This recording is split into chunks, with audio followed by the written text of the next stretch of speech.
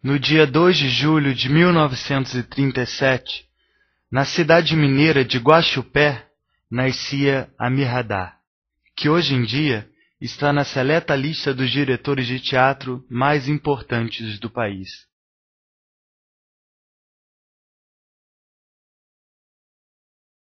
Começa com a primeira pergunta, que é: como se criou a proposta do Teatro Oficina? Meu Deus do céu, vocês foram lá atrás. Foram lá atrás. Porque é muito interessante. Não se criou uma proposta do Teatro Oficina, nenhuma proposta. Bom, é criada por alguém, eu acho melhor isso, ela se cria. Então vou entender a sua pergunta, isso, como se criou, como se autogerou essa ideia, né? Porque você não planeja, vou formar um grupo de teatro com essas características que vai ser o mais importante do Brasil. Você não faz isso, né? Ninguém estava pensando. Tem uma coisa que os gregos dizem sempre nas tragédias dele, que o futuro só acontece no presente. Então, quando você está fazendo um grupinho de teatro, você e algumas pessoas, você está no futuro, né? Você está no futuro. Então, ali... daquela época o que estava acontecendo era o futuro do teatro brasileiro já acontecendo. Hoje é passado, né? Mas a gente não articulou, não premeditou, não fizemos ali uma confabulação e começamos a fazer. Foi tudo mais ou menos arbitrário, vai de acordo com as coisas. Mas acho que uma coisa interessante para dizer para vocês, que são jovens, e que tem talvez pouca noção da história do Brasil, porque a história do Brasil é mal contada, é que um grupo de teatro, as coisas não acontecem a esmo, e não é uma inspiração divina alguns artistas fazerem isso. Tem sempre um acontecimento.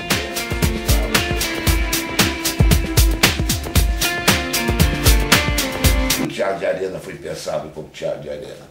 O Augusto Boal, quando chegou para ir para o Teatro de Arena, o Teatro de Arena era dirigido por Zé Renato, e foram muitos anos até o Teatro de Arena adquirir a configuração que ele tem. O Augusto Boal é uma pessoa que eu amo, né, eternamente.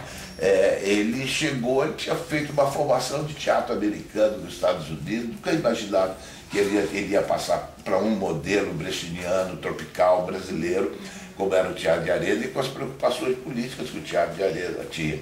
Né? Ele vinha como uma consequência das coisas que estavam acontecendo ali do país naquela época.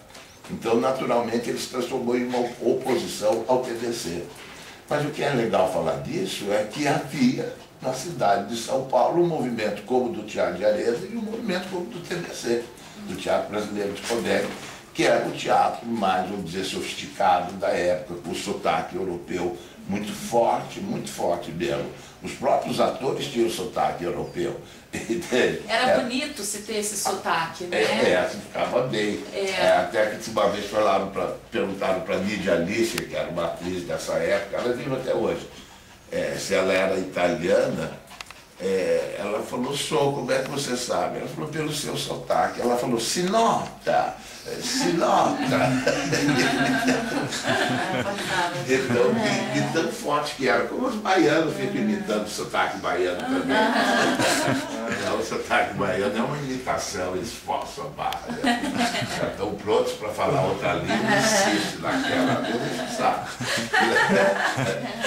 Então, esse clima que nós aparecemos.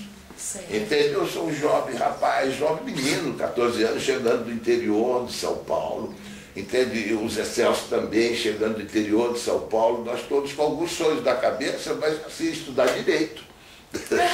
Não é para a faculdade de direito, não tem que estudar química, física, secar cadáver, essas coisas horríveis que as pessoas fazem.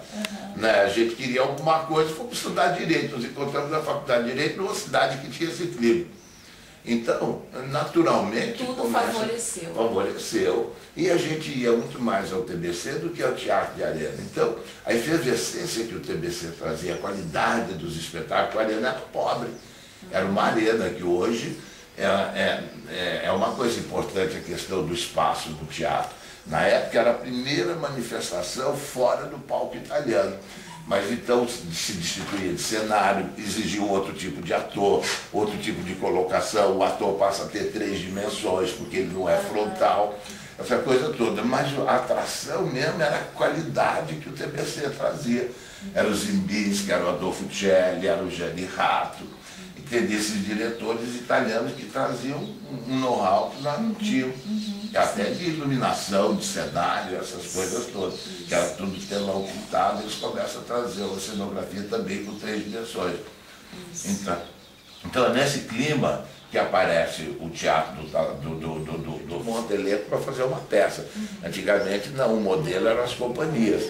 O modelo era mais o modelo europeu das companhias montadas do que o modelo da Broadway, que você faz o elenco e monta uma peça e vê o que dá, que hoje predomina esse modelo. A gente não tem os ensembles, os conjuntos, que chamam, ou as trupes, não tem. Na época era muito assim, então era natural que a gente não fosse procurar um emprego no TBC, mas que a gente formasse um grupo nosso também, como tinha o Arena, como teve o Teatro Estudante, fazendo isso, e aí isso vai se desenvolvendo. E um crítico da época, o melhor, o Décio Amélia Prado, comentando o espetáculo, dizia que o Oficina poderia ser o Tablado de São Paulo, porque o Tablado era um grupo semi-amador, semi-profissional, como a Oficina era, e era um grupo, então era um modelo carioca que parecia estar aparecendo lá.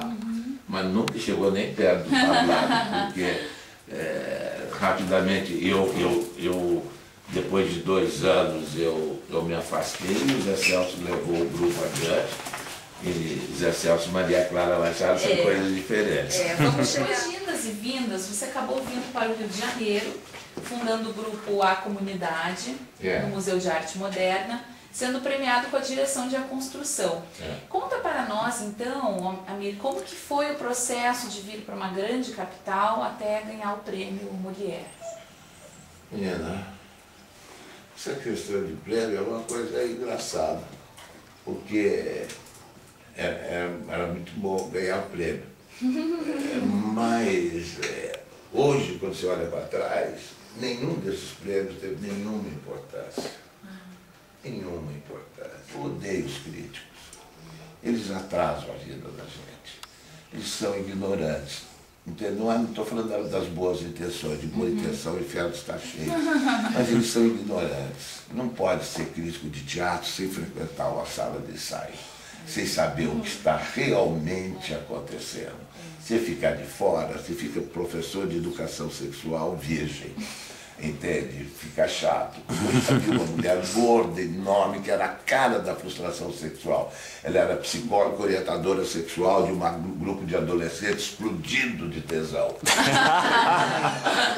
Uma coisa que acontecia muito, que eu falei do teatro de arena, então, no final da década de 50, é o teatro de arena. Então é uma possibilidade nova de organização espacial para teatro. Eu lembro que era uma coisa que estava aparecendo, e uma revista americana publicou uma charge, uma piada que era engraçada. Era o Coliseu de Roma, aquela arena enorme, um cristão amarrado no outro, no meio da arena, e os leões vindo tudo para comer eles, e um falando para o outro, essa coisa de teatro de arena não vai pegar nunca. Já era uma outra possibilidade espacial aparecendo ali no mundo. Então, a gente naturalmente acompanhava isso, né? Porque era de inquietação. Então, quando eu fui fazer a construção aqui no Rio de Janeiro, no Museu da Arte Moderna, a questão do espaço era crucial. Não havia ninguém que quisesse trabalhar mais no palco italiano. Entende? A gente começou a questionar no mundo inteiro qual era o lugar do espetáculo. Neste mundo, qual é o lugar do espetáculo nesse mundo? Então chegava assim e falava, eu quero fazer o Hamlet do porão de um teatro municipal. Outro falou, eu vou fazer o Danton, como o Ademal fez, no buraco do metrô, que ainda está em obra. Falei, eu vou ter um que queria fazer, fez no elevador do Museu de Arte Moderna, que era grande, fez o espetáculo no elevador do Museu de Arte Moderna. A gente queria fugir da prisão, da moldura italiana que faz um quadro vivo, mas não leva adiante a história. Ainda mais que as ideias do Brecht ainda não eram muito claras, mas já estavam entrando, que também rompia com o quadro pronto. Tem uma piada também americana que ela